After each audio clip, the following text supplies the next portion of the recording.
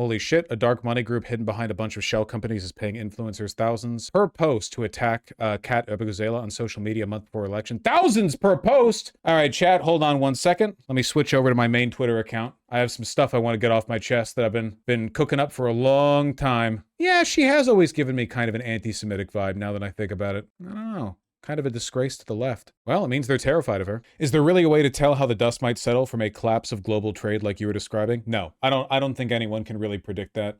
The global economy is so insanely complicated. You can make like broad predictions, but in terms of like specifically how the chips are going to fall, I have no clue. I don't think anyone really does. It'll be really bad though. I think a lot of people can't really appreciate, I can't, by the way, like I'm not saying you can't, but I can't. I can't also, what a real global economic collapse might look like. Like we're talking ships left abandoned in harbors, you know? We're talking trucks full of inventory just left in depots because the trucking companies have gone under because it's not profitable for them to do their runs anymore. We're talking like massive amount of food just rotting in silos because no one's taking it anymore. Fuel rations, hasty laws passed by Congress in an effort to subsidize the price of fuel for certain groups like trucking companies or ships. I mean, just potentially really, really bad stuff, you know? Rice and beans, perhaps? Yeah, maybe. We've seen stuff like this before. I think it would probably feel a lot like the collapse of the Soviet Union or the collapse of the Russian Empire, in the sense that it would not be big and spectacular and violent, but more of like a financial and political concession to the times, and then everything just gets worse everywhere all at once. But everyone just, you have to keep going to work if you still have a job, you know? It just keeps on going. You aren't going to look at the Kat abughazaleh thing? I guess I just already assumed that every progressive online is being attacked by Israel. Maybe I'm too cynical. Okay, what's going on here? Dark money group offers influencers $1,500 for posts attacking Chicago Democratic primary candidate. A week out from the crowded and contentious Democratic primary in Illinois' 9th Congressional District, Amanda informed an online influencer in Florida received an email with an offer, one negative post about Kat abughazaleh on Instagram and TikTok for $1,500. Damn. The request, which came from a secretive political org called Democracy Unmuted, hilarious, was forwarded to her by Matt Anthis, founder of Advocators, a digital marketing agency focused on politics and advocacy through micro-influencers. Nice. God damn. Zion-Nazi shit? Yep. Democracy Unmuted's website only registered 2 weeks ago. This has Mossad written all over it. Democracy Unmuted explained that it wanted creators to, quote, engage voters and also encourage them, quote, to look past viral personalities and ask real questions about who is running and why. The suggested talking points were all focused on Kat abughazaleh, the youngest candidate, former journalist for the left-leaning website Media Matters. Asked for comment about Democracy Unmuted's attack campaign on Friday, abughazaleh shared a statement with MS Now calling the material, quote, filled with false and defamatory claims about Kat's background and campaign. Nice, nice, nice. Kat has a video up about this in her YouTube channel. Sure. Yeah, this is important. We'll get back to Iran stuff in a sec, but this is very important.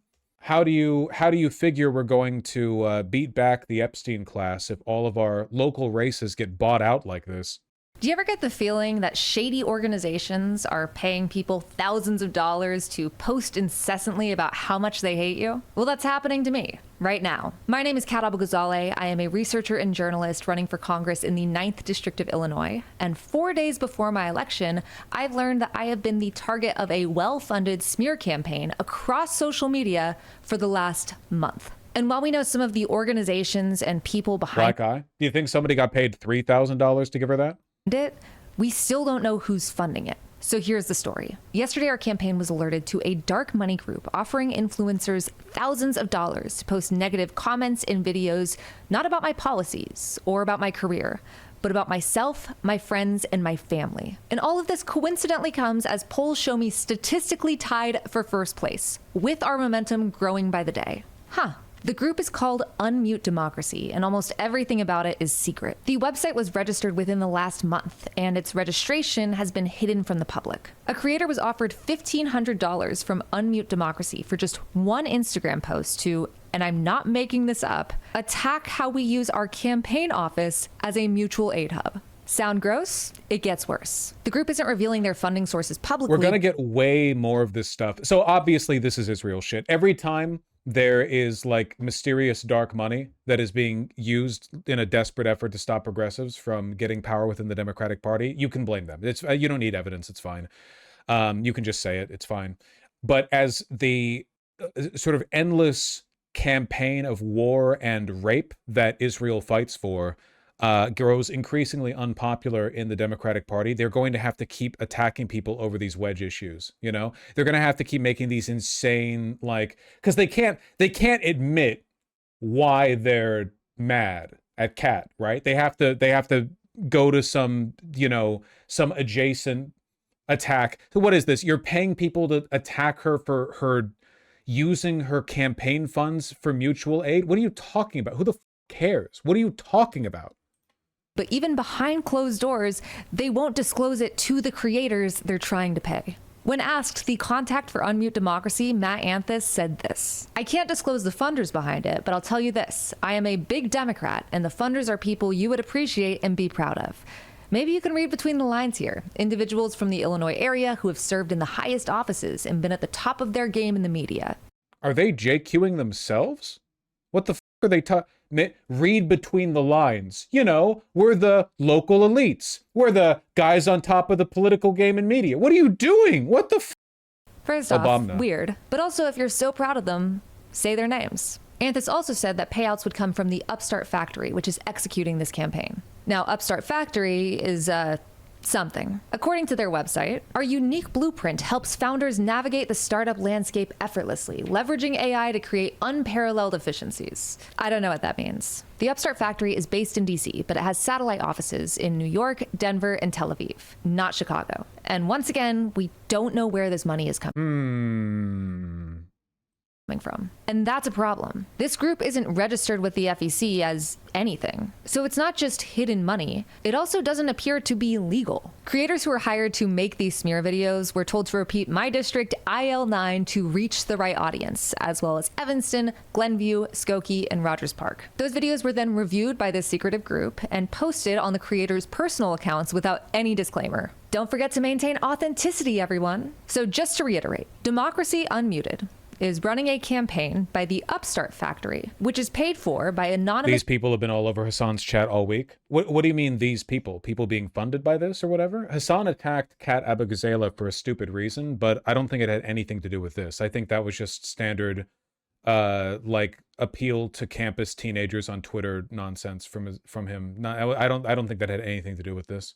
When Nina Turner blamed Israel for that loss, you covered it and chastised her for saying what you just said. Okay, I don't think you should say it because it comes across as ungraceful, I think. Graceless, if you are the candidate, even if it's true. You can blame Israel for everything. Stub your toe, blame Israel. I do think if you're running and you lose, though, it does make you look bad because the American people might not quite be on board for the level of negative polarization against Israel that I and you have experienced. Also, Nina Turner has a lot of other problems. Funders from the Illinois... Saying all dark money's from Israel is kind of low-key dog whistling. Dog, listen, when we are not being besieged by a non-stop AIPAC campaign to disempower every progressive Democrat, then we can talk about it, okay? I'm sorry, but like Israel is the wedge that's being used to nullify democracy in the United States. It's not literally from Israel, but it's over Israel. That's the wedge issue, right? Like a lot of people who work for AIPAC are American Christians, right? It's not necessarily from Israel, though it often is, but that is the wedge, right? Area and the highest offices with an untold amount of money that isn't publicly declared. And it's that way on purpose. The law still hasn't caught up to our culture or technology. This is basically a way to work around political dark money or independent expenditures. Basically untraceable amounts of money that are used to sway our elections by special interest groups like AIPAC. It's pronounced abughazaleh. Oh, abughazaleh? Abughazaleh, is it? Oh, that's a little bit harder for me to say, but okay. Abughazaleh. And this is something AIPAC does as well. In fact, they've already done it in our... She literally said at the start of the video. What's the universal gesture for in one ear, out the other? Operating under the names Chicago Progressive Partnership and Elect Chicago Women, AIPAC has been pouring millions of dollars against myself and other progressive candidates across the state. And they use those names because they don't sound scary. I mean, who doesn't want to elect a Chicago woman? Who doesn't want to partner with Chicago progressives? And do you really want to mute democracy? But by law, these expenditures are not supposed to coordinate with campaigns. So who is funding this? And who is leading it? And I also want to be clear, this is not a dig at creators or influencers. Sorry, this appeared on my feed literally as we were... Israeli billionaire Shlomo Kramer. It's difficult to hear, but it's time to limit the First Amendment in order to protect it, and quickly before it's too late. What do you mean? It is a come-town bit. We need to control the platforms, all the social platforms. We need to stack rank the authenticity of every person that expresses themselves online and take control over what they are saying based on that ranking. The government. The government should control the social media. Influencers for getting paid for their work, but they at least deserve to know who's paying them and why. And these undisclosed donors shouldn't be If there was no Nick Mullen, the universe would create him.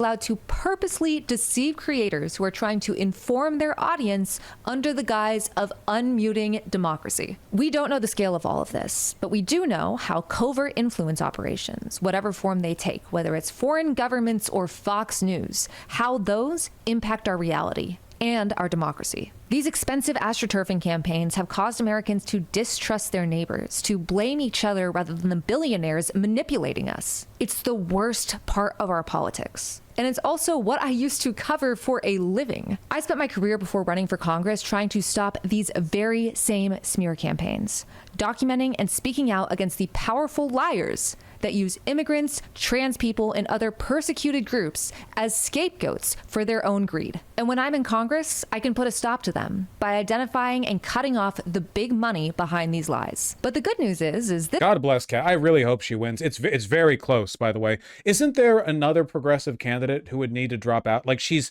so close to being the front runner. this time, this shell pack was sloppy. I mean, first off, you're going to target a journalist that covers the far right and conspiracy theories and not expect me to find out? But they also can't even spell my name right. Just truly sloppy work. But while I think that everyone, including myself, is deserving of criticism, this really does put the last month of very specific and aligned attacks into perspective. It has been a month of coordinated campaigns, not so coincidentally spewing AIPAC talking points to frame me as a conservative, to spread unfounded lies about my life, and to straight up slander my family, my friends, and myself. But why attack me now? Well, it's because there are 4 days left in my campaign and my opponents are scared. I'm statistically tied for first place. I have massive momentum in the polls and on the streets, and they don't know what to do. These people have spent months writing me off as some dumb bimbo who is trying to canvass my personal brand by handing out tampons and backpacks at our campaign office and getting federally indicted for standing up to ICE in our community. And the truth is, this is uncharted territory. They are trying this for the first time. And if they get away with it now, we are just at the start of primary season. I don't know who that is. Special interest groups Go. across the country are going to try this type of covert influence campaign to progressives everywhere. So if it's still not making sense, I'll leave you with this. I honestly think the Israeli influence ops are so stupid and inept and obvious that they're backfiring. Yeah, which is why they have to make like new PACs and hide their money everywhere and go after like tangential issues for sure. Yeah, no, I mean it's a real issue. There is a very deliberate effort to keep people like Kat and ourselves from influencing the Democratic Party, because Israel knows, and people who support Israel, American evangelicals, whatever else, that wing of people, they know that once you go anti-Israel, you're not coming back, right? Like, this is such an obvious moral issue. Once the American people are galvanized appropriately on it, you're not getting back that support. It's not happening. Just some stupid social media influencer who's only been campaigning to increase my personal brand. That's me. Not because I want to end this administration's corruption. Not because I want to prosecute and abolish ICE. Not because I want to end genocides everywhere. Then why are secretive shell groups in AIPAC spending so much energy and money trying to stop me? I'll tell you why. It's because they know when I get to Congress, I can and will stop them.